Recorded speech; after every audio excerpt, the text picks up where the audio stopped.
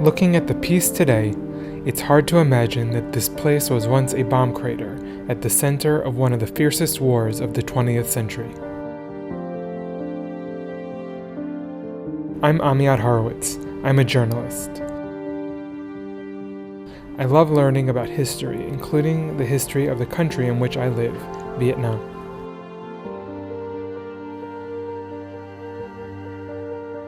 Especially as an American, I want to understand more about the Vietnamese people's war of resistance against the United States.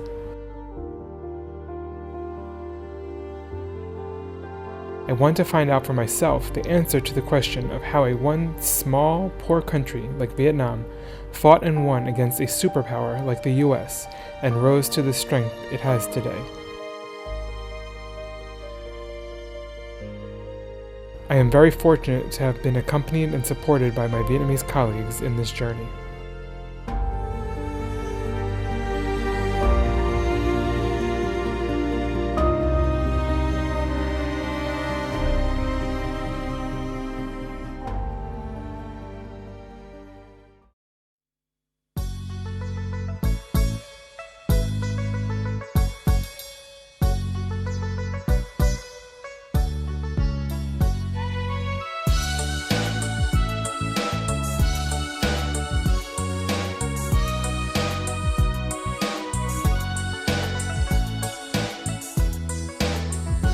Ai đã tới miền quê em Quảng Trị Thừa Thiên, qua đường chín tình gió linh lắng nghe giọng hò. Mừng vui bao tin thắng trận, sông Ba Lòng bay bồng lời ca. Quê nhà ta nay đã đổi thay lớn lên từng ngày. Bác muốn người Mỹ sẽ biết gì về chiến tranh Mỹ ở Việt Nam? Tức là tâm nguyện thì chúng tôi là những người lính thì cũng muốn người Mỹ này hiểu lại sau những cái năm tháng những cựu chiến binh Mỹ đã từng tham chiến ở Việt Nam trở lại cái vùng quê khai xanh hướng hóa. Hôm nay thì nhìn thấy là cái sự nó thay đổi, ngoài những cái về Mỹ, chắc là những cựu chiến binh Mỹ cũng không thể tưởng tượng ra là nó có cái màu xanh ấy trở lại như thế. Thì ngày xưa người Mỹ có xác định là gần như là cái khe xanh là hàng trăm năm sau cây cối có thể mọc lại được. Nhưng mà đúng là cũng đến hôm nay thì đúng là một cái 55 năm thôi, nhưng mà mọi cái ở khe xanh nó đã đổi mới hoàn toàn. Nó có những đồn điền cà phê rồi có những cái là công trình điện gió, tức là nếu nói đúng là đất đã hồi sinh. Nhưng mà thực ra tôi tham gia cái cuộc chiến tranh chống nước này thì thực tế là biết là từ mậu thân, mà chúng tôi là ở đây chính xác là hết năm 13. Tức là sau khi đánh giải phóng tỉnh Quảng Trị và cho đến kết thúc chiến tranh Việt Nam, khi vào đến Dinh Độc Lập, sau ngày giải phóng và sau khi tôi nghỉ năm 2007 thì gần như năm nào ít nhất cũng phải là 4 lần là vào thăm những người đã khuất và gặp lại những người đã sống.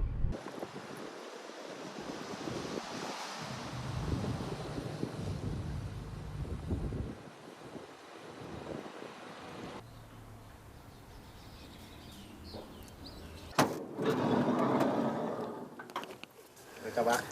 Chào đồng chí Vinh. Chào bác.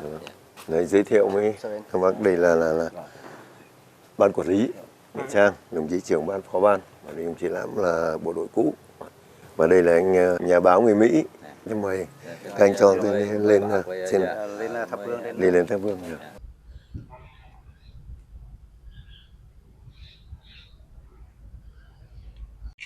Hỏi lại vào thăm các chiến hữu đồng đội.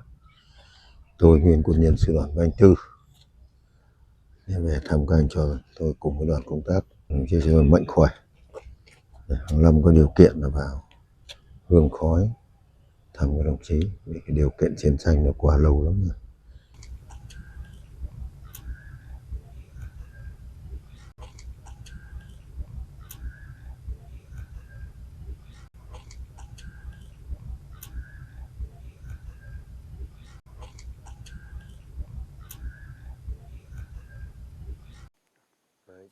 Tức là giới thiệu với bạn là đây là căn cứ Thà Cơn, là cái căn cứ mạnh nhất của quân đội Mỹ trong thời kỳ chiến tranh Việt Nam.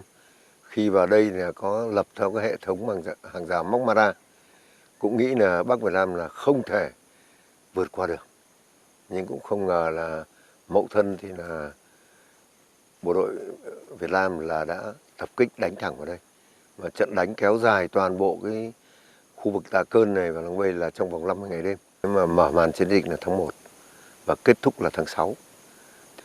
Người Mỹ đành phải bỏ Khe Xanh. Thì về phía quân đội Việt Nam thì cũng tạo điều kiện để cho hơn 5.000 lính thủy đánh bộ Mỹ và kỵ binh bay là rút khỏi chiến trường Khe Xanh. 55 năm trước, và hôm nay là chúng ta gặp nhau đây, nhưng mà không ai nghĩ là sau 55 năm về đây, cái vùng chiến khu xưa mà nó lại được thay đổi thế này. Chứ ngày xưa ai nghĩ có cái cột điện gió này. 55 năm trước mà nhìn cột điện gió này, nghĩ như cái B-52 nó bay.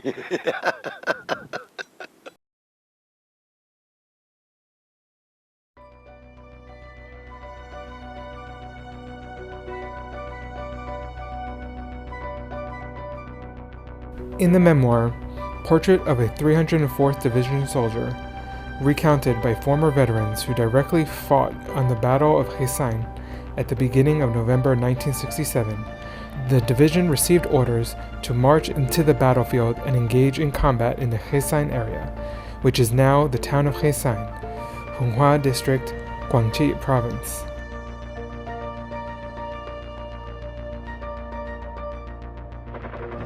The plan for the general offensive and the uprising during the Tet Offensive in 1968 was kept secret until the last minute. Only after the attacks on cities and towns had taken place were we informed of the mission of the Route 9 Khe campaign, which aimed to draw the enemy in, keep them trapped in the mountainous jungle for several days, and create favorable conditions for our main offensive targeting the cities and towns. The Khe military base was the center of an electronic fence system constructed as the strongest and most fortified defensive complex of the United States in the northern region of South Vietnam. It includes the fortified positions of Lang Vai, Camp Hunghua, Hue San, and Tacon Airfield Defense Cluster. The entire defensive line of Route 9 Khe stretches nearly 20 kilometers from the southern 17th parallel to Route 9, spanning 100 kilometers along the Binh Hai River to the Vietnam-Laos border. With this fortified defensive line, the United States hoped to prevent the North Vietnamese Liberation Forces from launching offensives or infiltrating the temporary military demarcation line into the south. The U.S. government also believed that Khe Sanh would be a disastrous ending for the North Vietnamese army. However, the U.S. did not expect that the Liberation Forces would fiercely fight back to retake Khe Sanh and pin down U.S. forces on the battlefield. On the night of January 20th and the early morning of January 21st, 1968, the artillery campaign of the 304th Division, the Liberation Forces, launched a surprise offensive with consecutive and powerful attacks, targeting multiple important objectives in Khe Sanh. This created a significant surprise, forcing the U.S. forces at Khe Sanh to fight from fortified positions and bunkers. Resupply could only be carried out through airlift. From February 8th to March 31st, the U.S. forces at Khe Sanh were besieged and under constant shelling for 50 days and nights. On June 26th, the U.S. military was ordered to withdraw from Khe Sanh.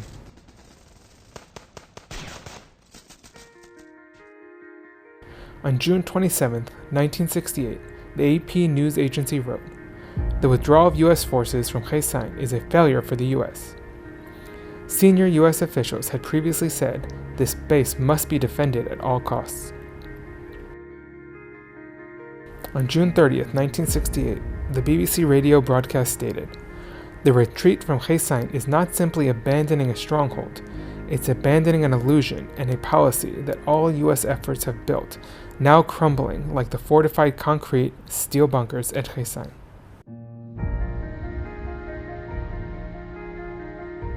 After 170 days and nights encircling Khe Sanh, on July 9, 1968, the victory flag of the Liberation Army flew over Ta Khon Military Airport, marking the victory of the Route 9 Khe campaign, contributing significantly to the success of the spring 1968 General Offensive, a decisive victory on the military front, forcing the U.S. to de-escalate the war and start the peace negotiation process. In the United States, right from the 1960s and early 1970s, the protest movement against the Vietnam War took place with great enthusiasm, attracting millions of people regardless of skin color, age, or gender. Immediately after the 1968 Tet Offensive, the anti-war movement became stronger and stronger. A large number of Americans and peace-loving people of other countries opposed the continuous U.S. military escalation in Vietnam. Violent anti-war demonstrations had a strong impact on the U.S. government, forcing the U.S. to stop bombing and negotiate at the Paris Peace Conference. I was involved with the Indochina Peace Campaign, which started with Tom Hayden and Jane Fonda to travel around the United States talking to people just about Vietnam to get attention to it. Because the Paris Agreement, the Paris Accords, were going to be negotiated now, and we wanted to put pressure on the American government to sign the accords. And we were very successful with this. A lot of people heard us. A lot of attention was raised to Vietnam, and the Paris Accords were signed.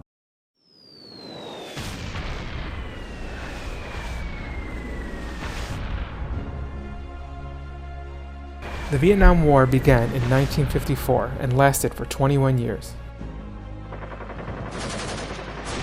In addition to the great loss of life for both sides, the war also left heavy spiritual losses along with serious problems affecting the economy, society, and the environment.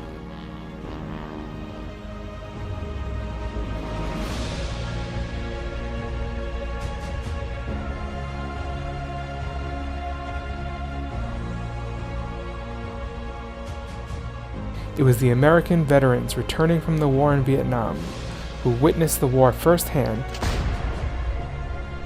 that helped the U.S. public understand the nature of the war, sway public opinion against the war.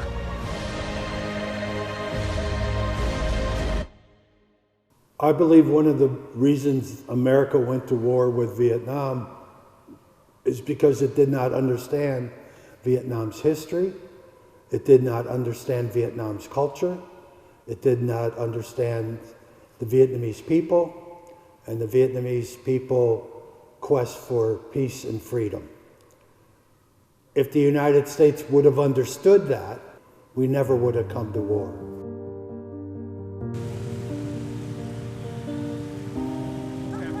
Having been involved in the peace movement, protesting against the war, and actively engaged in translating books on the topic of the Vietnam War, American writer-journalist Lady Borton, now in her 80s, still frequently visits Vietnam as her second homeland. The woman named Ut Ly in Vietnam is recognized as a loyal and steadfast friend of the Vietnamese people. As an observer of the war in Vietnam, she stated that Vietnam has always been proactive in people-to-people diplomacy and promoting peace since the early stages of the conflict. The Vietnamese organized friendship meetings between Americans in the peace movement and themselves. The first one was women, and that was July of 1965 in the Marines land in March, so it's only a few months later. So it's what the Vietnamese call people's diplomacy. So it's people with people. What became very clear to me, but I had always seen, the Vietnamese never thought they could negotiate with the Americans. We're too big, too much material. But it allowed them to be in Paris, and Paris was the media center of Europe. And so from Paris, they could, each of those weekly meetings where nothing happened, right? Nothing happened, right? Except afterwards, out came Sun Tui, absolutely gorgeous man with his beautiful smile, and Madame Bin's really gorgeous, fluent French, and they spoke to the international press. So that was the story, and they told the story of what was happening in the North and the South. And the Vietnamese organized it so that every week there was a special envoy who went from the South carrying film and stories and went from the South up the Ho Chi Minh Trail to Hanoi. And then they radioed that. When the delegation in Paris presented, they had documents and stories of the My Lai massacre and of the prisoners in Con Dao and all the rest. We didn't believe it, but there it was.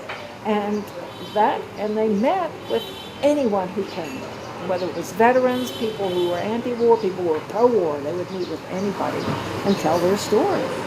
And that's what they were busy doing. So from your perspective, the Vietnamese people were seeking peace from the very beginning. Absolutely.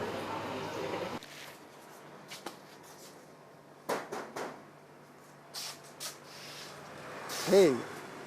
Hi, Amir. Hi, good to see you. Good to see you. Welcome. A book written in any language. There is a special connection to Vietnam for the artist George Burchett.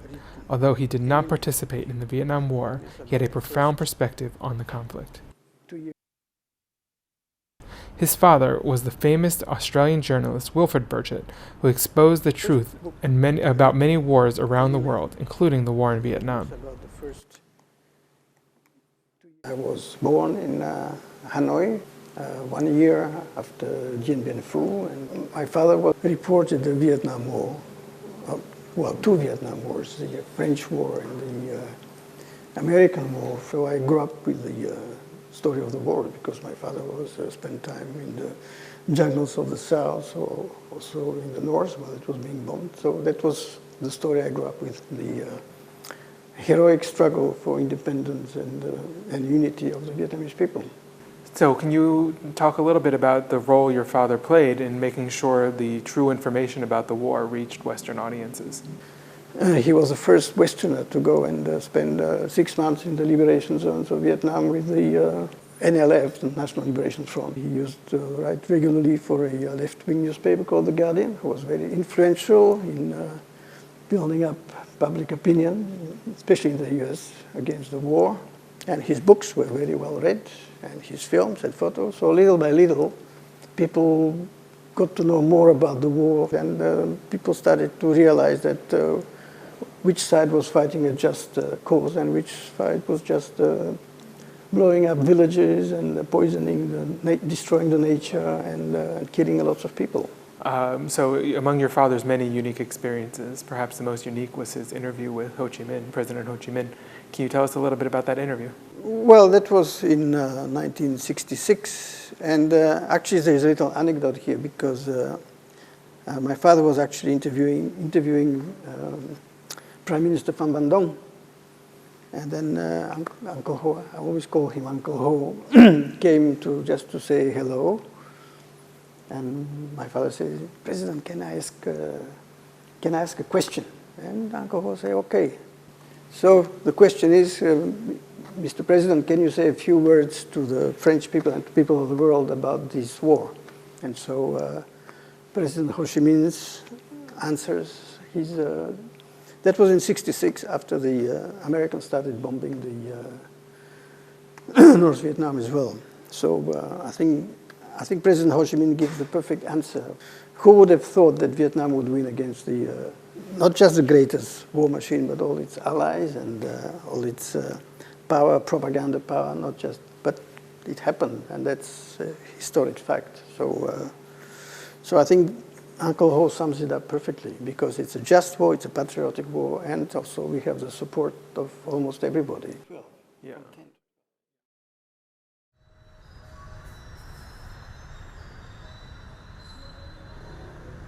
50 years have passed since the signing of the Paris Peace Accords, a crucial step towards true peace for Vietnam, which was realized 2 years later. The people who were once at opposing sides of the battlefront now have the opportunity to meet each other at the place known as the City for Peace. Hôm nay là được gặp lại các bạn, chúng tôi rất vui và rất mong rằng là được nghe những cái tâm sự, những cái trao đổi của các bạn để chúng ta có thể hiểu nhau hơn. To thank you for taking the time at this very busy season to meet with us here today. I was here in Vietnam the first two times in 1971 and 1972. So my activities in the war started much later than all of yours. I had the opportunity to come back to Vietnam in 1981 as part of the first delegation of American veterans to return to Vietnam. And even though it had been almost 10 years since I had been to war, my memories of Vietnam were still of the war. And none of us had any idea what to expect when we came to Vietnam. One day we had the opportunity to walk about Hanoi. People would come up to us and say, "Are you the American veteran?" And we would say yes, and they would say, "Welcome to Vietnam." It totally blew our minds. How could people be so welcoming to the people that helped cause the death and destruction? We're in Hanoi. The more those time-frozen images of war disappeared. And instead of thinking about Vietnam as a war, began to think about Vietnam as a country. A beautiful country made up of extraordinary people with their own hopes and dreams for a better life. You are right, we are getting old. And the opportunities to have these type of exchanges will become few. But as you know, it is important to always remember the past so that we don't make the mistakes again in the future. Tôi thì là một cựu chiến binh vào miền Nam chiến đấu. Lúc đấy tôi là sinh viên đang học ở Hà Nội. Tuy rằng đang chiến đấu ác liệt như vậy, chúng tôi là những người lính chiến, không bao giờ chúng tôi sợ chết. Đấy. Không bao giờ chúng tôi sợ chết. Mà chỉ sợ không hoàn thành được nhiệm vụ của nhân dân Việt Nam chúng tôi giao phó. Chúng tôi cũng biết được những người lính phản chiến ở Mỹ và nhân dân Mỹ ủng hộ cuộc kháng chiến chống Mỹ cứu nước của chúng tôi. Và tôi cũng rất cảm động. Cuối cùng thì chúng tôi cũng rất là mong muốn cái mối quan hệ của chúng ta bây giờ bình thường hóa quan hệ và muốn là gắn bó giữa cựu chiến binh để chúng ta truyền đạt cho những con cháu đời sau bảo vệ hòa bình chung của nhân loại.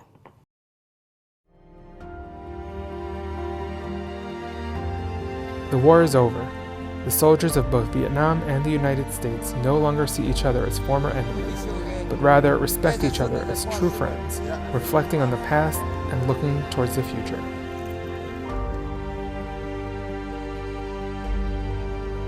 Having experienced countless losses and pain, Vietnam understands the value of peace more than anyone else.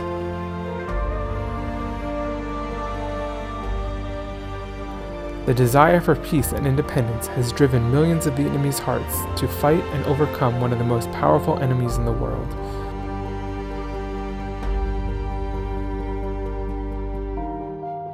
The same burning aspiration continues to ignite the minds of millions of Vietnamese to build a strong and mighty nation. As an American citizen, I admire Vietnam for what you have given to young people like me, an understanding of the value of peace. It is not just the absence of gunfire. Above all, it is the genuine happiness of the people that I have witnessed firsthand in a place once devastated by bombs and bullets. As Mr. Bin remarked, the land has been reborn.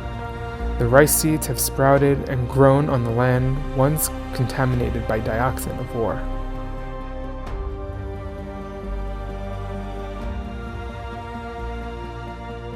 Now I have found the answer to why Vietnam has emerged victorious and grown strong as it is today. If in the past journalist Wilfred Burchett brought the truth about America's war in Vietnam to the attention of the Western public, then now, with the responsibility of a journalist and a citizen of the younger generation, I feel the need to present the image of a beautiful and vibrant country, rich in patriotic traditions, overcoming difficulties, continuing on the path to socialism, and emerging strong to global readers.